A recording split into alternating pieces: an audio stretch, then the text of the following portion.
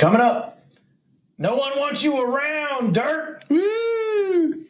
Joe Dirt is next.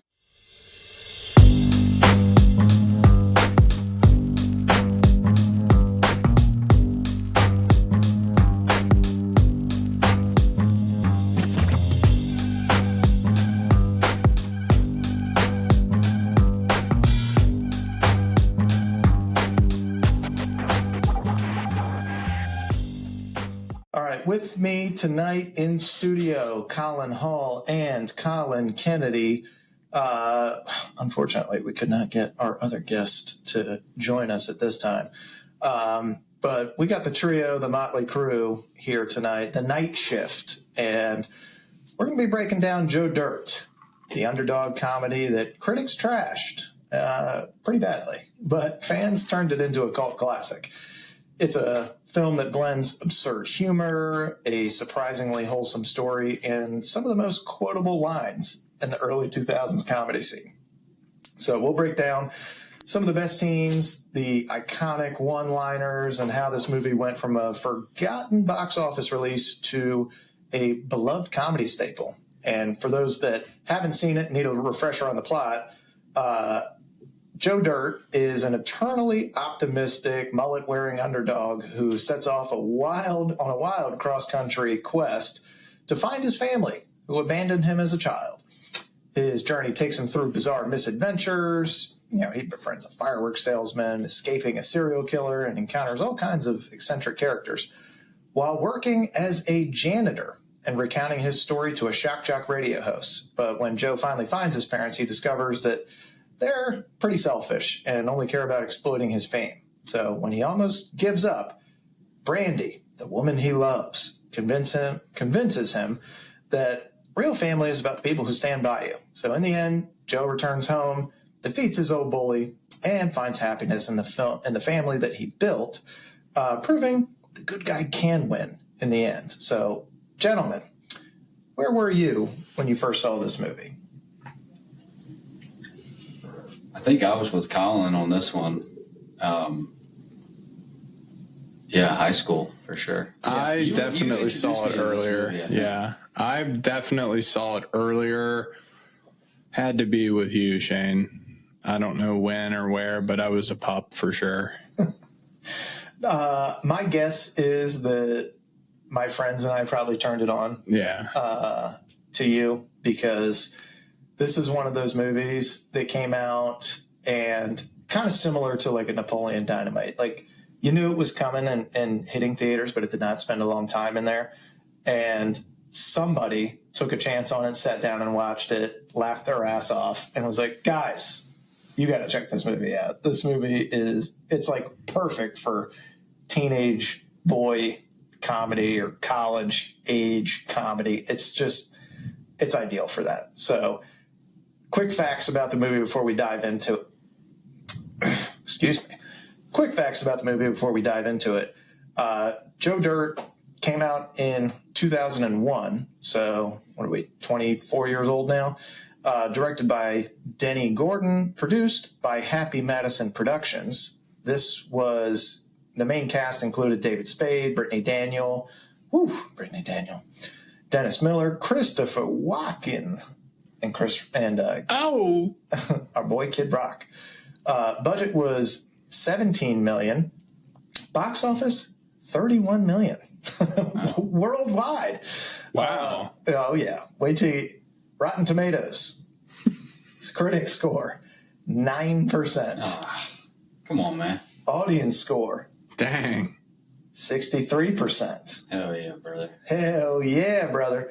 So let's go back into the time machine here, 2001. You guys are just pups, but this is same year that Zoolander came out, Shrek, Super Troopers, American Pie 2. So it's competing with a good number of comedies that year. But it gained a cult following with repeat airs on Comedy Central, endlessly quotable dialogue, and I just fucking love David Spade. Yes. David Spade is a lovable portrayal of an underdog in this story, but in general, I just like his snarky nature and his comedy. It just brings me back to the old days of SNL when I can actually watch it. Mm-hmm. And him and Farley had just an awesome dynamic. So I can't say enough about this movie and how much it made me smile and laugh. Did you know this was the first Happy Madison production that didn't star Adam Sandler? No. Did they consider him for it, or was it always Spade? Well, we'll get into casting what ifs, but he was going to be a part of this, and then Adam said, "You know what? This is Spade's thing. I think he could do this." Yeah, like, okay, people are born to play certain roles. Okay, James Gandolfini, Tony Soprano, yes. Bryan Cranston, Walter White. David Spade was born to play Joe Dirt. Man, this is his greatest role, I would say. It's perfect. It's perfect. Yeah, I can't think of a better role for him. Cusco, Emperor's New Groove was amazing. Oh, but dude, it's so funny. This is perfect for him. And he's the little guy that has a big mouth, and every single person can connect to that because everybody has a friend like him that's small in stature but large in vernacular. So I think it's probably his best movie. I guess you could say, what's the one with Chris Farley? Well, he's got Tommy Boy. He's got Black Sheep. This is his best. Grown Ups, he's good. He's in Grown Ups. This is his best where he's the lead. Yeah. And the other ones, he's a co-star and a lot of stuff. But this is his best role as a lead. And I think it's a cult following because it's just wild. It's a wild story. You can't really predict what's going to happen next the first time that you see it. It just gets more ridiculous each time. But he does a nice the film itself does a nice job of kind of centering the audience and bringing it back and giving him a lot of wholesome moments where it's like you're actually rooting for this loser the whole time. Well, everybody's so mean to him for no reason. Well, I'm wondering, did they get a little bit of a inspiration from Forrest Gump, like almost like possibly. A parody version? Because he like travels the country, he's part of all these major events, kind of the same way Forrest Gump is. He's got a girl back home, except Brandy is way better than Jenny. Don't even get me started on Jenny. Jenny is one of the worst characters. I have PTSD from her. I can't stand Jenny. We've all met a Jenny. Awful character. Jenny. Is it Scottish? Jenny. That's how he says, Jenny. Dude, she's one of the worst characters. Brandy is awesome in this. I think it's just like, I don't know. Maybe he's got like a childish sense of humor, and there's some innocence about him because he's so he's small. He's like unthreatening. He's uneducated, but also he speaks.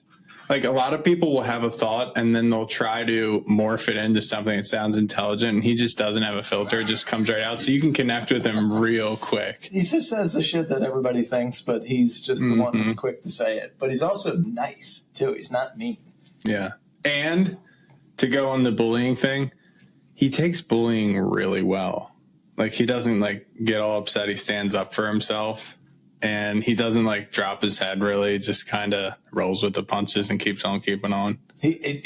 Well said. Well said. Look, do a little bit of limited research here. Before the movie, where were these actors? So David Spade, we already mentioned, he was in Tommy Boy, Black Sheep, hit it off huge on SNL. This was his like. Not a breakout role, but like I said, this is far and away his best as a lead. Brittany Daniel, who plays Brandy, was in Dawson's Creek, Sweet Valley High.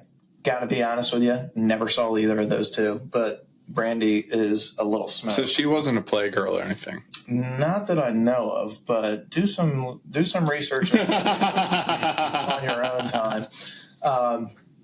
Dennis Miller's a pretty famous stand-up comedian. Not really my brand of stand-up comic. He was a former SNL weekend. Is this Xander Kelly? This is Xander Kelly. So he plays the rock jock. God, I hate him. He's not very likable in this movie at all. and frankly, most of his roles, he's not very likable. We got our boy, the legend, Christopher Walken. So he's already well known before this movie. So this is just kind of like a quick cameo for him. I'm sure he spent He's the king of cameos. How has he been the same age for so long? Yeah, dude, there's like 10 guys in Hollywood. Like Morgan Freeman hasn't aged in 50 years. Well, dude, Walken's in Severance now, and he is a little bit older, but not 24 years. No. But dude, Freeman in Driving Miss Daisy, when did that movie come out? I'm going to guess in the 1800s. I mean, this guy. He was 85 in that. There's just some ageless wonders, and they've stayed old my entire life. Yeah. That. Like, Anthony Hopkins, another one. Yeah, that's another one. Yep. Stayed the same ancient age. He's been like 72 for 20 years. 100%. Kate Beckinsale. Well, she's been 24 for 4 Actually, years. The girl in this movie, his sister, I forget her name, but she's aged very well. Yeah. We'll get into that. We'll get to her. Kid Rock, well, this was his first ever acting role. And first only one? Also his last. He's actually pretty good at it. And we'll get into a lot of the stuff was like 1 or 2 takes. It wasn't even like, he was just a great bully, shockingly. He just constantly bobs his head like this. Dude, I'm not kidding. What he wears, like what he dresses like and talks like is exactly what I would be if I didn't have a dad. I'm not kidding. Like, that's me right there. I wouldn't go to the gym or anything. I would just be him. For the audience that can't see, we have the movie playing in the background right now, and you see Kid Rock in a thermal long sleeve tee. My favorite type of tee. Yes, with a blue bandana on and his awesome patented goatee and mullet. Yeah, pencil tee. That's what I have. So let's see. Who else do we have in this? What did Walken do after this? Walken was, he's already legendary, but after this little stint in this movie, which I'm sure he was there for like 2 days, max on set.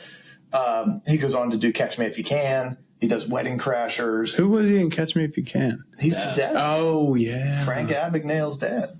Frank. Leo. 2 mice. 2 mice in a bucket of cream. 2 mice fell in a bucket of cream.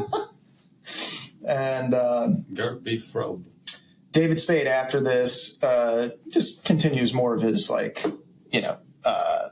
co-star type roles. So he's in the Grown Up franchise, Rules of Engagement. Kid Rock's music career continued.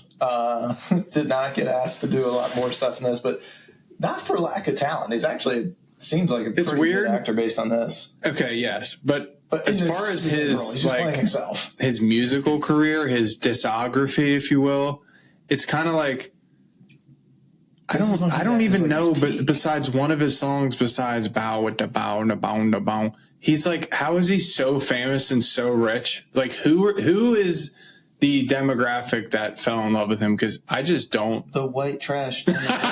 Also, a picture with Sheryl Crow. That was a huge. Okay. That was a huge hit. Okay. That summer of. But to have a house that's like gold everywhere, how is he that rich? Again, what's that summer song? White Trash loves this guy because he came from nothing. Too. Ah, well, he's a Detroit guy too. Because him and Eminem used to have a little bit of beef.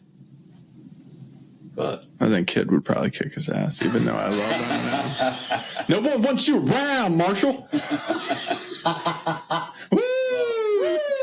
think Eminem tried to battle him before Eminem was famous and Kid Rock was famous, and he just went up to him and like, let's fucking battle. And he was like, hey, you'll get your turn. But at that time, I think he was like kind of rapping a little bit too. I think a little bit. He's got American Badass. He's got a Cowboy. He had a good album. Yeah, one good album or two, but he's parlayed that and done quite a bit off of that music, and still does touring and stuff with his crew. And now he's like a political connoisseur. Well, that's one way to put it. let's get into some casting what ifs on this before we break down best scenes and stuff like that. So we mentioned Adam Sandler. So he was interested in playing Joe Dirt. This is more like he's played a character like this before in Waterboy. He could have done it. Yeah, he could have, but it's hard for me to see anybody but Spade in this role because, like these guys said earlier, Spade's kind of made for it. He is Dirt, just like Cranston is Walter White. 100%. I know, but this is the one type of role where Sandler could have went like, I can perfect this. I could see him with a wig. He just doesn't have like the as white trashy look as David Spade. So it wouldn't be, he'd have to change up the plot maybe a little bit. But no, I mean, Spade looks like typical what you would just like wipe your shoe with on the sidewalk. But Sandler could do it. I'm not going to say he couldn't do it. I have a hard time seeing Sandler with Southern twang. Yeah, true. Like, Has he ever had it? No, not that I know of. What, like Louisiana? Yeah. Yeah. But he's like an autistic guy. Yeah. He's really good at that. He can do autistic. Yeah. That's like how he talks in that. It's not even like he's got that silly voice. So I don't think he's got accents in his repertoire. But Brandy found this on the internet. Thank you, World Wide Web. Reese Witherspoon was briefly considered for the role, but Brittany Daniel got the part. I could see that, but her forehead would just take up way too much Aren't space. you a big Reese Witherspoon guy? No. Shane? No, what made you say that? I just remember you telling me. I never said that. There's a movie where there's two guys, it's Tom Hardy and this other guy, FD. Oh. And they fight over. Yeah. Oh, yeah. I always found that fascinating. Like, why are you guys fight over. You should be fighting over who gets to not be. Yeah, exactly. That's Chris crazy. Pine and Tom Hardy. That's who it was. That's fine. Yeah. Like fun, a 5 o'clocker. That's a fun. Fun I think movie. it's This Means War, right? Chris Pine is probably the only like attractive male movie star that pulls off a unibrow. Does he have one? Like I always look and I go, oh my god, how's he getting away with this unibrow? He's just letting it go. Honestly, he should be this generation's Tom Cruise, but Tom Cruise is still alive, and therefore that's another guy. Tom Cruise roles. It could have been Joe Dirt. Doesn't You can tell age. that he's aged a little, but it's not like that much. Yeah, it's wild. I thought you were saying he could be Joe Dirt. he could. Same way. He can do any role. Have you ever seen Tom Cruise with a Southern accent or any kind of white trash background? In the movie where he is the pilot for the cartel. Kinda. A little bit. Yeah, he was pretty good in that. And that was a great movie, by the way. Actually, was a good. I don't know what that's called, but really good movie. And I forget the actress. But she's famous too. It's not Kidman, but somebody of that ilk. Xander Kelly, so the Dennis Miller role.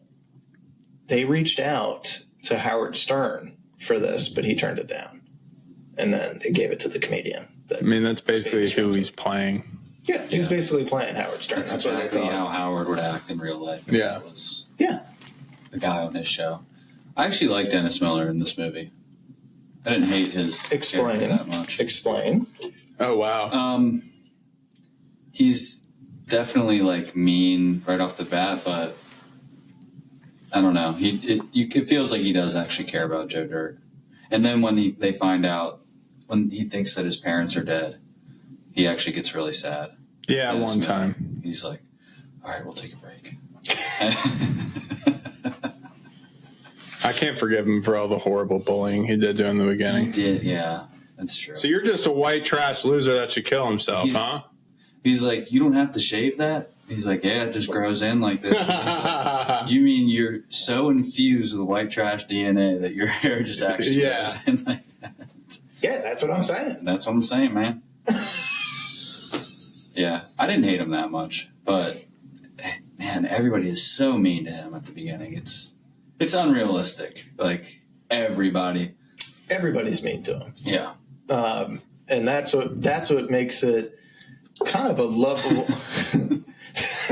That's what makes it a lovable character in Joe Dirt, because despite everybody being against him and just judging him by the way that he looks or the dumb shit that comes out of his mouth, they cannot deny his positivity. And he's got a huge heart. He does have a big heart. All right, we'll take a quick break and we'll come back with best scenes, best lines, and what age the best and what age the worst. All right, we're back. Let's get into some of the best scenes. Gentlemen, I'll let you take the floor. All right, I'll go first. This one kills me every single time. I have to laugh out loud, but he meets the girl at the carnival and says he's going to take her out that night. Goes to get the Hemi, can't get the Hemi. And the guy who's like, oh, I can give you something. And he's got the grossest teeth you've ever seen. It's just disgusting. You can't get it out of your head. But he gives him this piece of crap and he pulls up to the girl's house and she's like, what? I thought you said you had a Hemi. And he's like, yeah, well, Hemi's still in the shop. I stole this piece, though. And she's like, dude, just to this day, I could still see myself trying to work in at some point whenever possible. Yeah, but I stole this piece. It's to me, it's the best line ever. I loved the whole Buffalo Bob basement segment. So they do this Silence of the Lambs parody that at the time nobody saw coming. It's just funny. He's stuck down in the well like the girl in Silence of the Lambs inside this guy's house. This guy is pretending to be Buffalo Bill, and he's like, all right, man, I'm just going to be honest with you. It's a little freaky what you're doing with that dog up there. It's a bit much, man. Hey, we made a promise. Go on, get me some of the... Yeah, there it is. And he wheels down in the basket, lotion and Auto Trader. He said, all right, dang, brother, I'll go ahead and do it. I'll put this lotion on, but... He's like, Shane, he's like this. All right, between you and me, man, you and the dog thing is a little fruity. And then he goes, all right, dang, it puts the lotion on the skin. I thought we had a deal. Man. Yeah. And then he brings down, he goes, woo, August. Oh. I don't have this one. Yeah. Oh, this guy wants $14,000 for that? Psh. I pay $750. I'll give him $7,500, maybe. I love that scene. It's just so dumb, but it's great, man. It's great comedy. No, and Shane. Everybody keeps asking him, like, yeah, I heard. Only reason I'm doing this for you because I heard what Buffalo Bob did to you down there. He's like, everybody keeps saying that, nothing happened. And also, when he first gets out, and the cop is like, yeah, that guy wanted to. It was really gross. He wanted to cut off your skin, and he was going to wear it around the house and pretend to be a woman, and tuck his wiener in between his legs. And he's like, yeah, cool, whatever, man. Look at these pictures. Look for my parents. Yeah.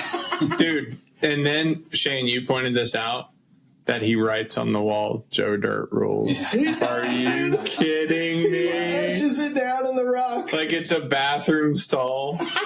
So I also love Clem's fake death. So Christopher Walken plays Clem, one of his janitor buddies, and something's a little off about him, like most Walken characters, and then you find out he's a guy on the run, but he fakes his own death, and as they're wheeling him out, and it looks like the paramedics are wheeling him out of his house, and he's got the sheet over him, like, oh, this guy's a goner. Joe starts talking to him about his wife. Long legs, blonde hair, blue eyes, perfect body, tan, silky smooth skin. And you see him get an erection. Yeah. Pops Clem, are you alive, brother?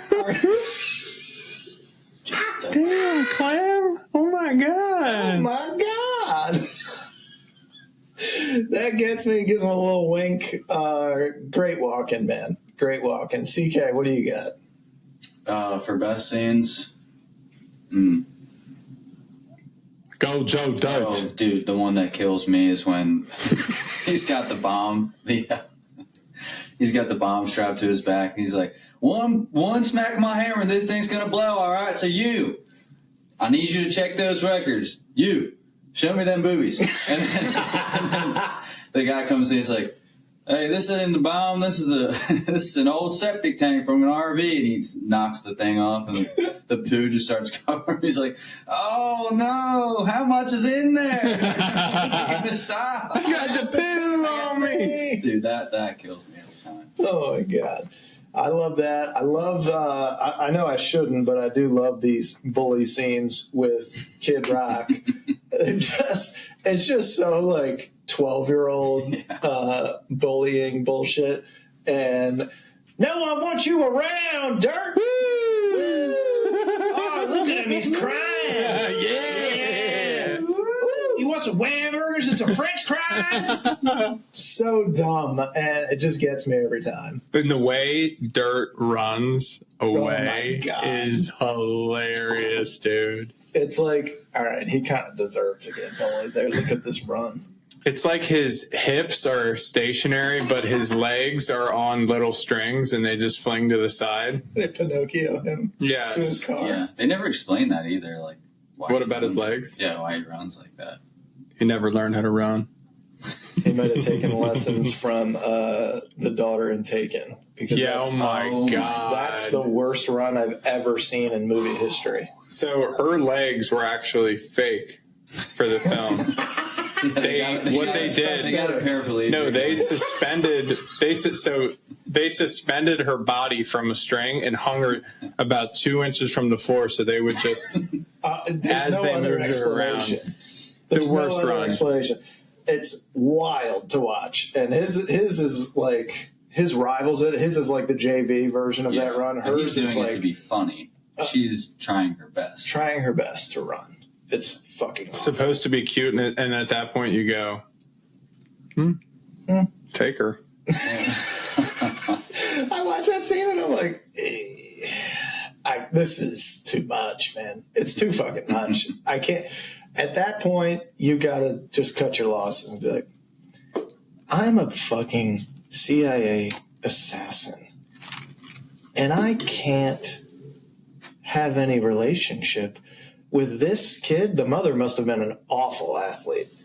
Awful. There's no other explanation. Isn't it Demi Moore?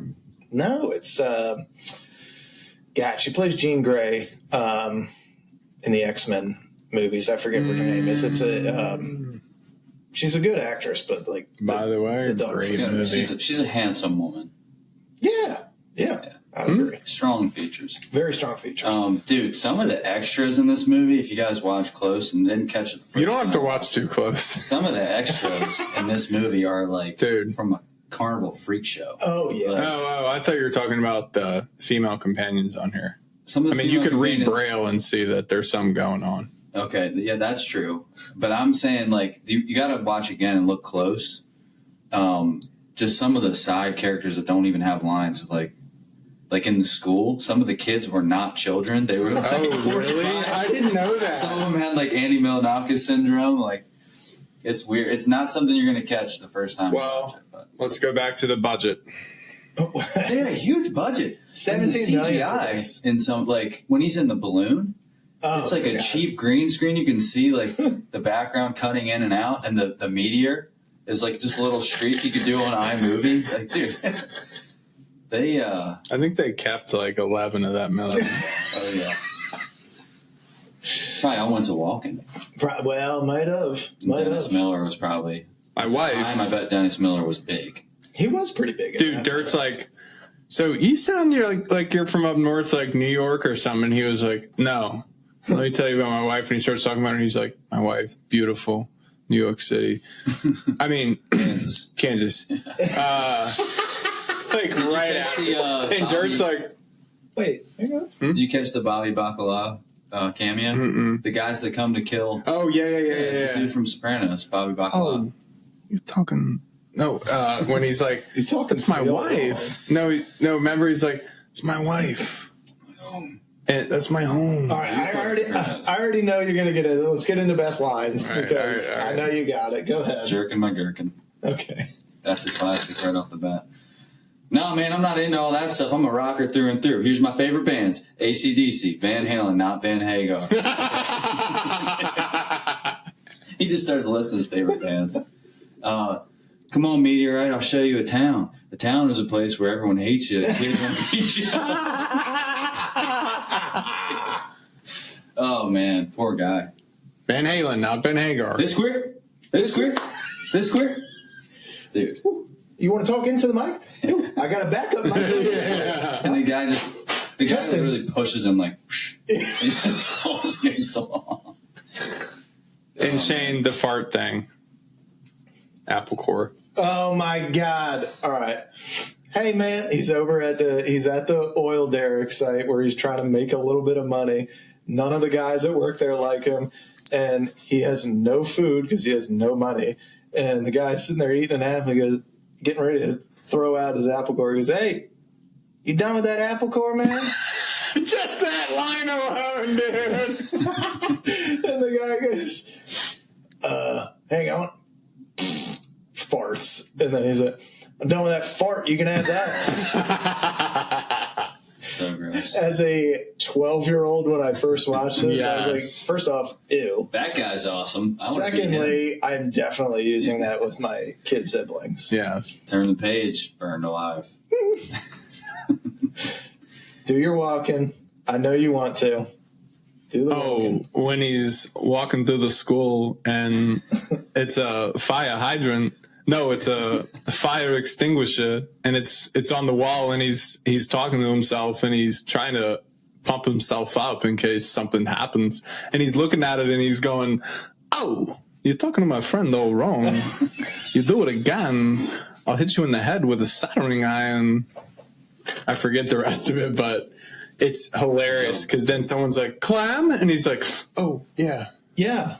Oh, dude. And then the kid's like, "If my calculations are correct, this will produce ice." Pours the thing in. Oh, yeah. Oh, killer mustard gas. How is it between ice, killer mustard gas, and you don't? If my calculations are correct. Dude, I love when he's like, "No, it was him. Go, Joe Dirt. Go, Joe Dirt." It was him. It was him. He's a hero. Pieces of dialogue in this movie is "You're going to stand there, owning a fireworks stand, and tell me you don't have any whistling bong holes, flipping Dixies, hoosker do's, hoosker don'ts." Okay? He goes on and on. He goes on for like whistling bong holes. Yeah. You tell me you don't got no Roman candles? Screaming Jeepers. Jimmy Peepers. Screaming Mimis. Mimos. Mimos. Dude, look at him. Oh, my God. That walk, bro. When he's at the carnival right here and the mom's staring at him and the kid's like, "I want to ride again." And she's like, "No, you've had enough. We got to go." And he was like, "Hey, buddy, why don't I just talk to your super hot mom real quick and you just go ride again for another?" And he's like, "Okay." Is that your girlfriend, little buddy? Yeah. As he's old do you think Dude, she definitely was a playgirl. How old do you think she is in this? Her name's Jamie Preston. Jamie, is it Preston or Presley? Presley. She's been the same age for years. She's also won an ageless wonder. Eva thought it was Margot Robbie, and I'm like, it's not Margot Robbie. They look similar. People brought that up. People have started to murmur about that. People are starting to murmur. I've got any other lines in here? Is this really where you want to be when Jesus comes back? Oh, and he's like this.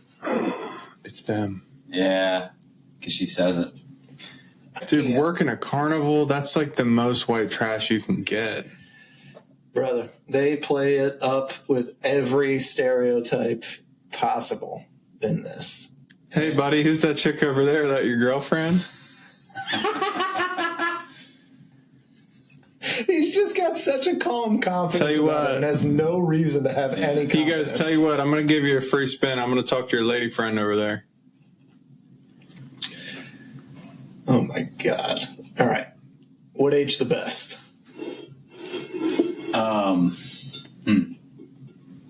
I'd say Joe Dirt's facial hair aged. Well, you could walk into any hipster bar in the 50 states or Canada and find that freaking cut at some place. Somebody has... Also, Ricky from Trailer Park Boys, same cut. Really? Same facial hair. Yeah. Trying to think what aged the best out of this. I mean, I would say probably the quotability of the stuff. Quotability for sure. Dude, that was hilarious too, where he's like, come on, man, this ain't this ain't UNICEF, man. Yeah, this ain't UNICEF. Yeah, you better keep walking. And he's got an air tank. It's just so many dumbass setups in here. That's how you know it's a Happy Madison movie. Yeah. There's just like one after another after another of like just dumbass setups that somehow pay off. It's like a lot of cheap laughs, but it's great, man. I don't know what aged best besides the quotes, because it'll be quoted till for keep on keeping on. I mean, that's just like... Did they make that up? In the American Bible. I don't know if they made that up. They definitely did the Life's a Garden, dig it. They made that up? They at least popularized Maybe one day, Kick and Wing, you'll be kicking ass. And you'll be the boss. I changed my name to Kicking Ass.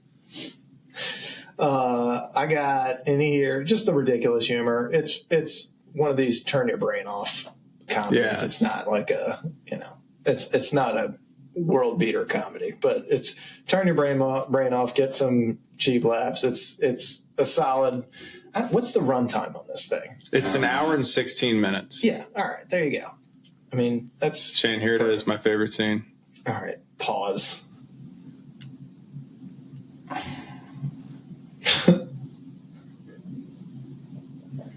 thought you had a Hemi. I had to have a footprint gas pedal installed, so I stole this pile.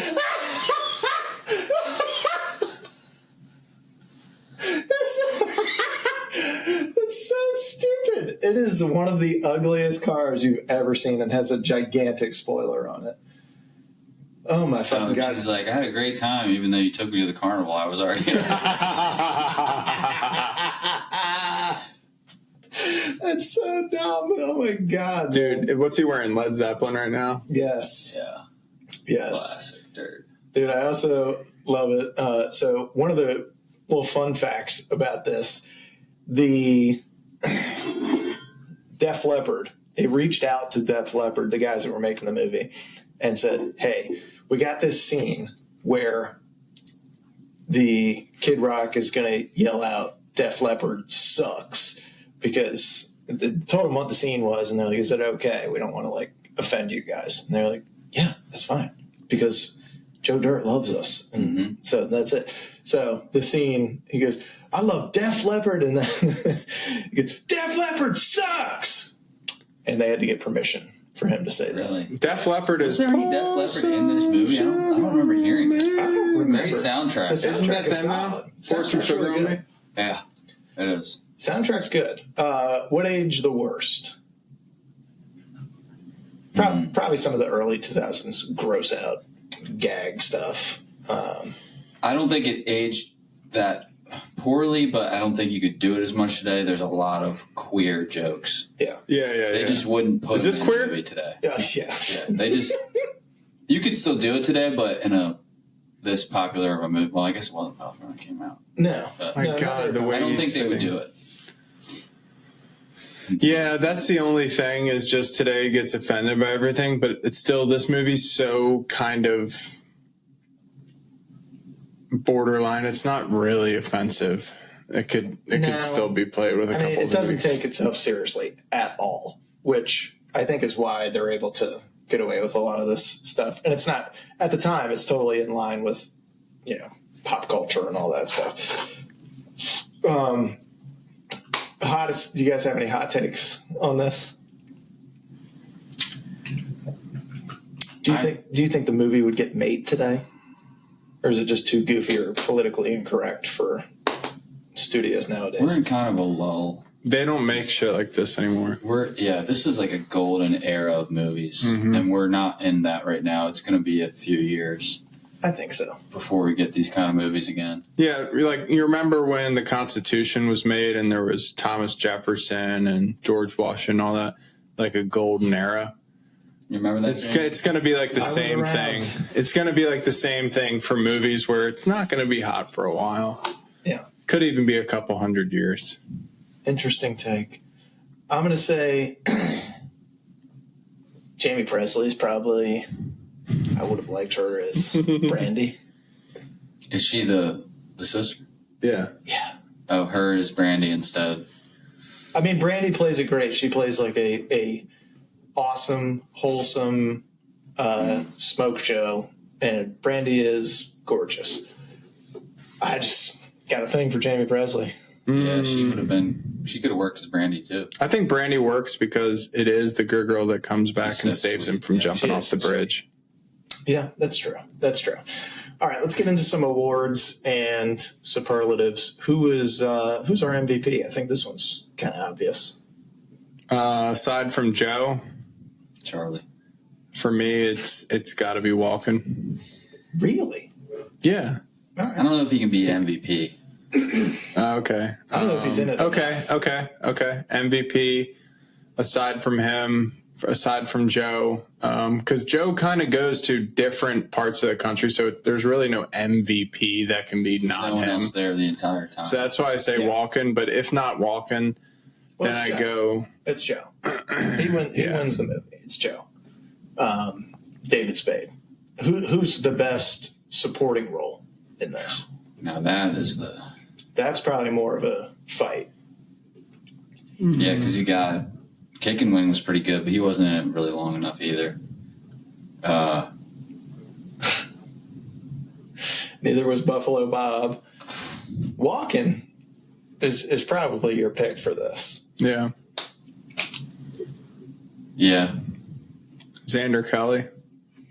Yeah. Because he's in it the entire movie. Yeah. He's the one good. Giving voice to the story. It would probably have to be him. Okay. Interesting take. Best overacting moment.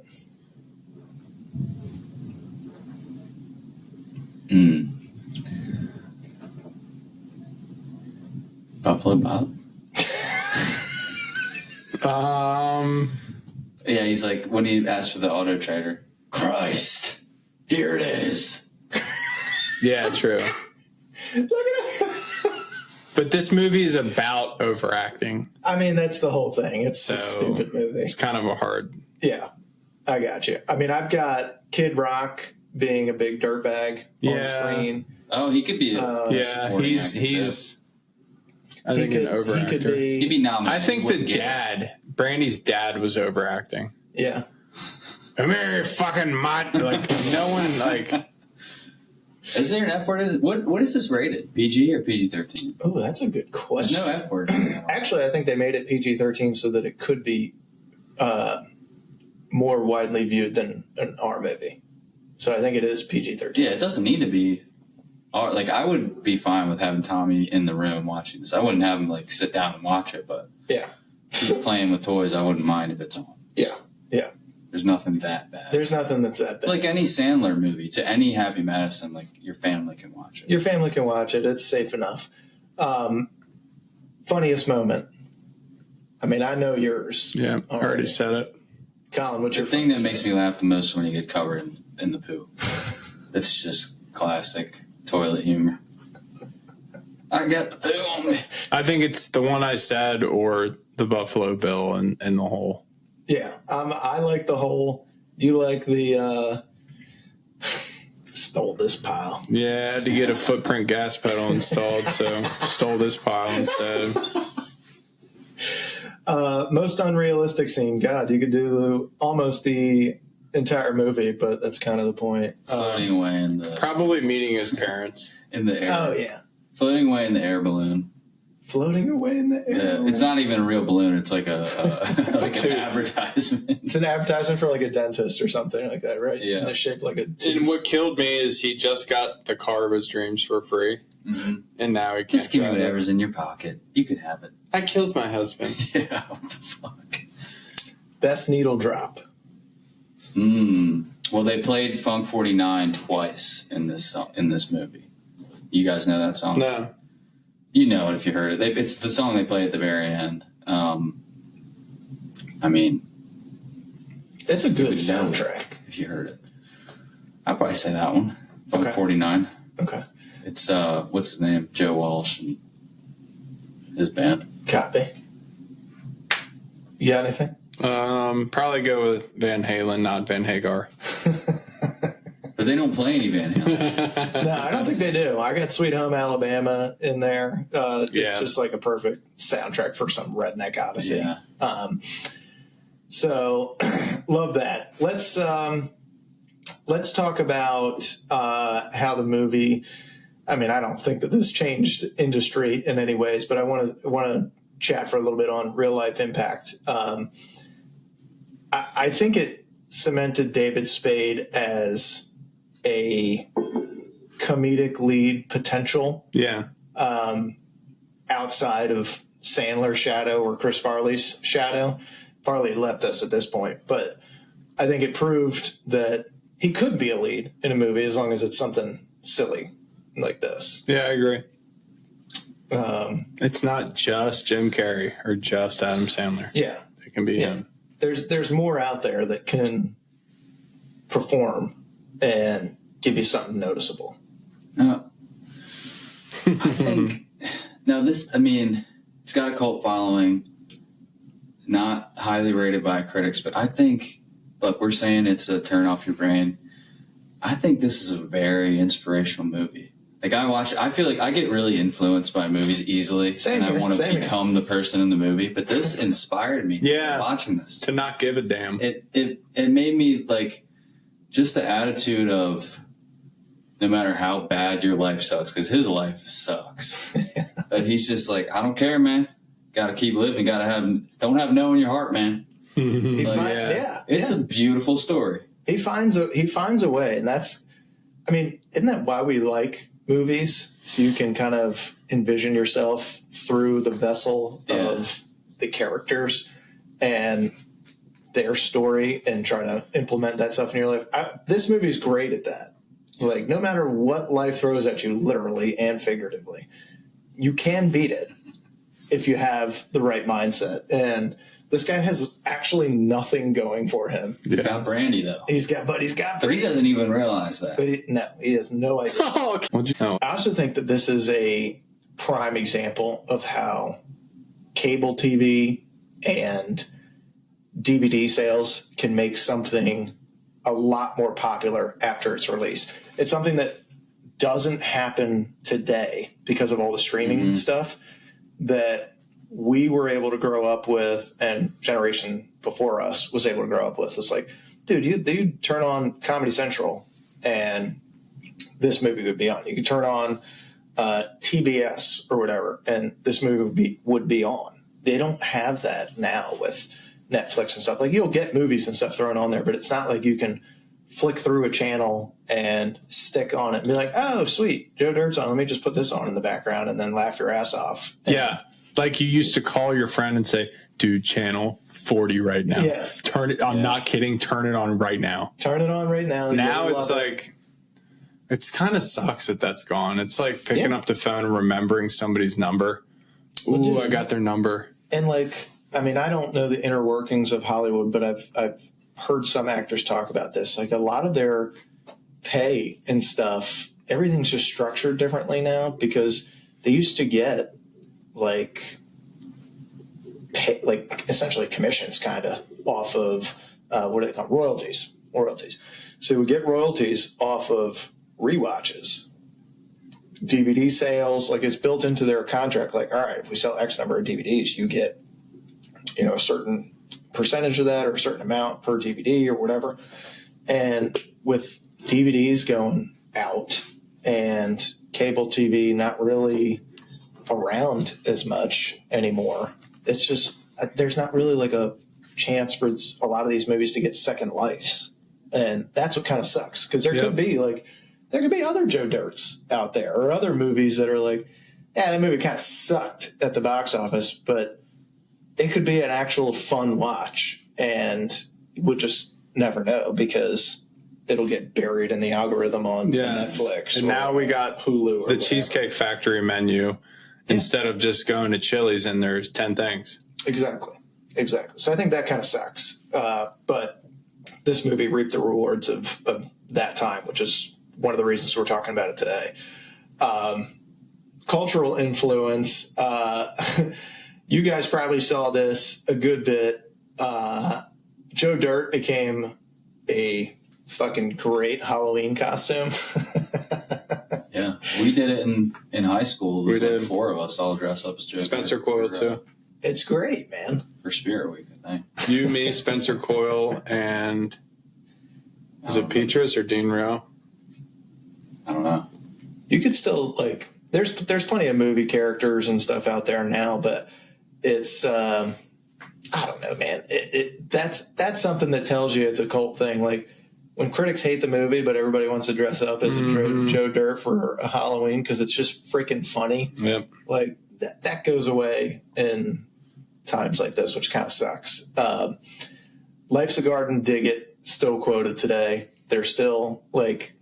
God, you can reel off 10 different quotes from this movie.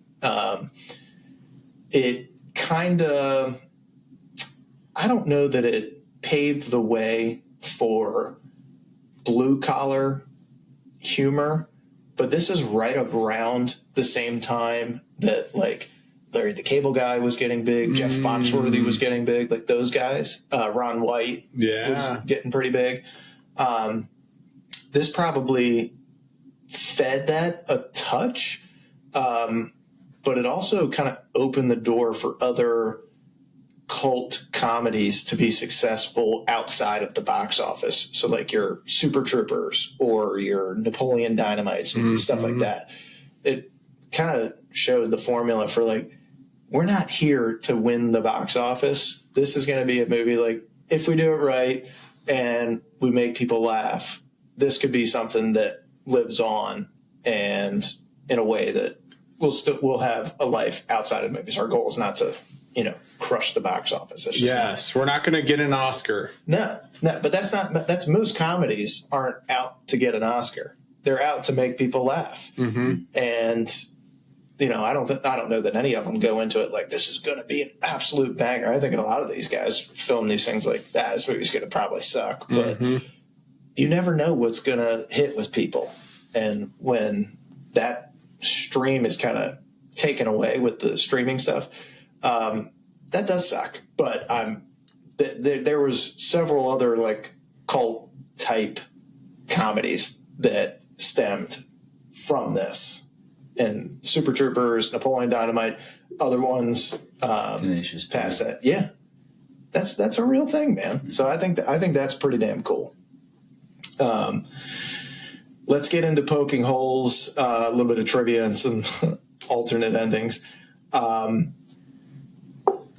Biggest plot holes or inconsistencies. I've got a couple of things here in my notes. Joe's wig is fused onto his skull. Yeah. That's dumb even for a comedy. That is dumb. But hysterical.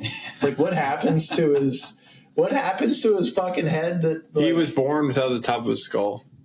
So they just decided. He says it. Can you imagine being like, all right, this kid's he doesn't have a top of his skull. What are we going to put on him? Let's fuse a mullet to him. Yeah, it's a hole. It's a big hole. That is fucking wild, dude. And then, of course, he gets Rasta dreads at the end. You could literally see his real hair coming through the Rasta dreads. How did he never get arrested for breaking into places? Yeah, I mean, this is not the movie to do plot holes on. Yeah, there's a lot that is. How did he get the job at the carnival? I mean, dude, how did he do not that hard? Probably not. They just took one look at him and were like, yes. Yep. Yeah, they probably didn't even ask him if he worked there. They're just like, hey, you're on zipper today. Yeah.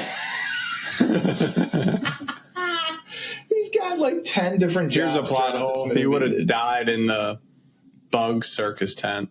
Oh, and the crocodile. Yeah. And the crocodile. And the And the hot air balloon. It's not even a hot air balloon. Yeah. There's a ton. I mean, I get it. It's the point of the movie, but still, Jesus. All right, trivia section. Grand Canyon scenes, not actually filmed at the Grand Canyon. Yeah, kind of wild. Where were they filmed? They were filmed, I have it not in my note sheet, but they were filmed. Green screen? I don't think it was green screen. Jupiter Standby Podcast. This girl's shirt bothers me. You just wish it was the real thing. No, she's just got double tubes. Double tubes. So they filmed it in Utah at Dead Horse Point State Park. All right, that's close enough. I mean, I guess. Where is the Grand Canyon, Arizona? Zona. There was a Joe Jerk 2 that happened. Did you guys know that? No. Yeah. Oh, yeah. I mean, we're talking straight to digital on Crackle. Made like $300,000. Dude, is it David Spade? I don't know. I think it is. It's bad, though. It's bad. It's worse than his Dickie Roberts. Do you remember that? He gets another movie after this where he is the lead, and maybe I'm shooting myself in the foot here with my take earlier that, you know what, he could be a lead in a comedy. He plays like a child star that grows up and is trying to like live off the fame of being Dickie Roberts' child star. It's fucking terrible. It's so bad. Walken improvised several lines, including his little dance moves. I mean, does that surprise you? No. No. No, not at all. We talk about him every podcast. Dude, now, I have a question for you. More. Could Al Pacino have been in this movie? Already breaking the rule. He could have been in this movie. He could have been... Who would he have been? Maybe the FBI. I actually love that this is our rolling bit. Maybe he's the Kid Rock guy. He's trying to steal. Get out! You just fused Walken and Pacino. You did an angry Walken. Dude, this one's really funny. Maybe he could have been the Dennis Miller part, where he's got a voice for radio. What? You mean to tell me? I don't know, dude. You lost your parents? I don't see him really fitting into this movie. He could be walking, that's it.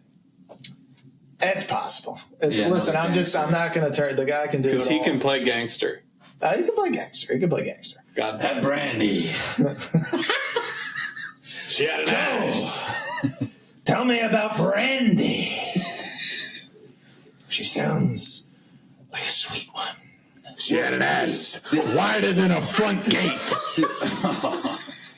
Dude, this is the other thing. Like, all these people are like, and we know Brandy is way too hot for you, Joe. Like, none of them have seen her. None of them have seen her. Just the way he describes it is like, no. Buffalo Bob scene was almost cut for being too creepy, which I didn't find it creepy. I found it freaking funny because obviously everybody has somebody in their basement at some time. I bet they do, CTR. So if you were to do an alternate ending, what do you do? Don't you like? No, Brandy gets back with him. It's perfect. Maybe he goes back to the carnival and gets back with Jamie. Brings the Hemi back. Maybe he finds his family and they're actually really cool, but they all have mullets. Like the mom, the dad both have the same mullet, and then they're like, "This is your brother and your sister," and then they have the mullet, and the dog comes out like the dog has the mullet. Everybody has the mullet. Maybe the family's actually cool. Alternate ending. That's a nice way to put it. All right, who won the movie? Didn't we already say that? Yeah, we kind of did. It's Spade. It's his baby. It's his most recognizable role. I Walken made it very funny, just because it's always funny when you see big actors come and do cameos, dumb shit like this. Maybe the fans, because they turned it into this cult classic. Yeah. You know, critics fucking hated it, rightfully so. I get it. It's not a critically acclaimed movie. It's not its point, though. So I think who likes critics anyways? Just being a dick. It's your job to be a dick about everything. You know, it's a shame, but it's your job to be honest. Yeah, and that's fine. I think it was dishonest to call this movie a 9%. It's better than 9%. Put a zero at the end of it and we'll be okay. Let's get to our personal ratings here. CK, I'm starting with you. What's your personal rating out of 10? I mean, okay, what I want to say, I'll get like probably. You're going to say 9.5, but no, I want to say 9. I feel like I should say 8.5, but fuck it, I'm going to say 9, dude. This movie's fucking awesome. Colin? For comedies? Yeah. For comedies. It's not better than Departed or something. Yeah. For comedies, it's a 9 for me. Yeah, for comedies, 9 flat. My number 1 is Superbad ever. So in comparison to Superbad, I'm going to put it at 9.2. 9.2, Jesus Christ. Because Superbad's a 10 for me. I'm feeling something in the low 8s for Shane, I'm going to guess. I'm actually going to say 7.8. Oh, it was close. I'm not a massive Happy Madison fan. Most of my friends freaking adore these movies. Are you a Nazi? No, I'm not. But it's not necessarily my cup of tea, but they do make me laugh. And that's the point of it. So, 7, 8, 9. That's a good rating. 9, 2. I mean, that puts us in like the mid to high 8s. So I think that's a fair rating for a comedy. And oh my God. Sorry, audience. We just watched Joe Dirt run away on screen from Kid Rock. All right. So this was a ridiculous, quotable comedy that somehow became one of the most beloved cult films of the early 2000s. That's it for our episode on Joe Dirt. Keep on keeping on, brothers and sisters. And remember, don't try to church it up. Don't have no in your heart. Don't have no in your heart, baby. Next time on the Night Shift, we are tackling Taken. So get ready. We are going to dive into the world of Liam Neeson and that ambling badass. Hey, brother. Hey, remember, like and subscribe. This ain't UNICEF. That's right. This ain't UNICEF. Follow, subscribe, drop a review. Night Shift out.